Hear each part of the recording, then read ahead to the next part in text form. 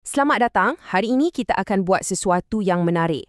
Kita akan ambil teori-teori pengajaran yang kadang-kadang nampak macam abstrak dan rumit tu dan kita akan ubahnya menjadi peralatan yang praktikal yang betul-betul boleh anda gunakan dalam bilik darjah anda. Mari kita mulakan dengan satu soalan yang saya rasa sentiasa berlegar dalam fikiran setiap guru. Kita tahu dalam setiap murid kita tu ada satu potensi yang sangat besar. Persoalannya, macam mana kita nak buka kunci potensi tu? Nah, kita akan terokai bagaimana pemahaman tentang teori Taybil sebenarnya boleh jadi kunci jawapannya. Ini dia plan perjalanan kita. Mula-mula kita akan kenal pasti kit peralatan kita. Lepas tu kita akan bedah siasat 3 alat utama. Yang pertama, sepana behaviorism. Kedua, plan tindakan kognitif. Dan ketiga, kanta pembesar mentalis. Akhir sekali kita akan lihat bagaimana nak gabungkan semua ni untuk menjadi seorang tukang yang mahir dalam kelas. Baiklah, jom kita terus mulakan dengan bahagian pertama dan kita cuba lihat teori dari sudut pandang yang sedikit berbeza. Cuba kita lupakan sekejap perkataan teori yang kedengaran agak berat tu. Sebaliknya, bayangkan ia sebagai 3 peralatan penting dalam toolbox anda sebagai seorang guru. Kita ada sepana, kita ada plan tindakan dan kita ada kanta pembesar. Masing-masing ada fungsi dan kegunaan tersendiri. Sekarang, mari kita periksa alat kita yang pertama. Alat ini fungsinya adalah untuk membina asas yang betul-betul kukuh melalui tingkah laku yang kita boleh nampak dengan mata kasar. Alat ini atau spana kita ni dipelopori oleh tokoh-tokoh hebat seperti B.F. Skinner dan Ivan Pavlov. Konsepnya sebenarnya mudah. Ia berfungsi melalui 3 langkah utama. Peniruan, diikuti dengan pengulangan dan diakhiri dengan peneguhan atau ganjaran. Ulang, ulang dan ulang sampai jadi.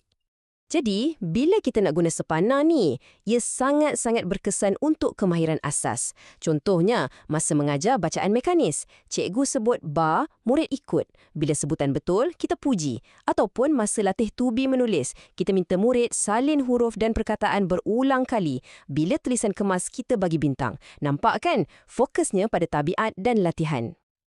Penting untuk kita tahu bila masa terbaik nak gunakan sepana ni. Ia memang juara untuk kelas pemulihan atau bila nak drill kemahiran asas. Hasilnya cepat nampak. Tapi ada kelemahannya. Ia sangat mekanikal. Jadi ia kurang sikit bab penekanan kepada kefahaman. Murid mungkin boleh sebut dengan betul, tapi belum tentu dia faham apa yang disebut. Okey, kita dah faham pasal spana. Sekarang, jom kita beralih ke alat kedua. Alat ni akan bawa kita selangkah lebih jauh dengan memberi tumpuan kepada apa yang berlaku di dalam minda murid. Dengan tokoh seperti Jean Piaget, alat ini melihat murid sebagai seorang arkitek yang aktif membina ilmu. Mereka bukan sekadar bekas kosong. Sebaliknya, mereka sentiasa menghubungkan maklumat baru yang mereka dapat dengan fail-fail pengetahuan yang dah sedia ada dalam otak mereka. Fokus utama alat ini ialah pembinaan makna. Jadi, dalam kelas, kita gunakannya untuk aktiviti yang lebih mendalam. Contohnya, bukan sekadar membaca, tapi faham sampai boleh kaitkan cerita tu dengan pengalaman sendiri. Bukan sekadar menulis, tapi merancang dan menyusun idea dalam karangan secara logik. Inilah alat pilihan kalau anda nak asah pemikiran kritis murid. Ia sangat bagus untuk membina kefahaman. Cuma, kena ingat, ia perlukan peranan guru yang lebih aktif. Kita kena banyak bimbing murid untuk bantu mereka buat kaitan antara pengetahuan lama dengan yang baru. Alat kita yang terakhir, kanta pembesar. Alat ini fungsinya adalah untuk kita zoom in dengan lebih dekat dan lihat potensi semula jadi dan kreatif yang sebenarnya tersembunyi dalam diri setiap murid kita. Teori ini yang diterajui oleh Noam Chomsky ada satu idea yang sangat menarik. Ia kata, manusia ni secara semula jadi dilahirkan dengan chip bahasa dalam otak. Minda kita ni memang dah diprogram untuk belajar bahasa. Jadi, bila murid buat silap, itu bukan tanda kegagalan. Sebaliknya, itu adalah bukti yang minda mereka sedang aktif bekerja, sedang kreatif. Cuba kita tengok contoh ni. Seorang murid mungkin akan cakap, saya sudah makankan nasi. Kalau kita dengar sekali lalu, automatik kita rasa ayat ni salah kan? Dan kita akan terus betulkan. Tapi, cuba kita berhenti sekejap. Ambil kanta pembesar kita dan tengok betul-betul. Ini bukan sekadar kesilapan tata bahasa. Ini sebenarnya bukti yang sangat hebat. Ia menunjukkan minda murid tu sedang aktif bereksperimen dengan peraturan bahasa. Dia sedang menguji hipotesis. Ini adalah tanda perkembangan, bukannya kesilapan semata-mata. Jadi, perspektif ni sangat berkuasa untuk membina keyakinan diri murid dan juga sesuai untuk aktiviti pengayaan. Ia mengajar kita untuk meraihkan setiap percubaan mereka. Cuma kelemahannya, ia lebih kepada satu falsafah. Agak sukar sikit nak jadikan ia sebagai rancangan pengajaran harian yang berstruktur.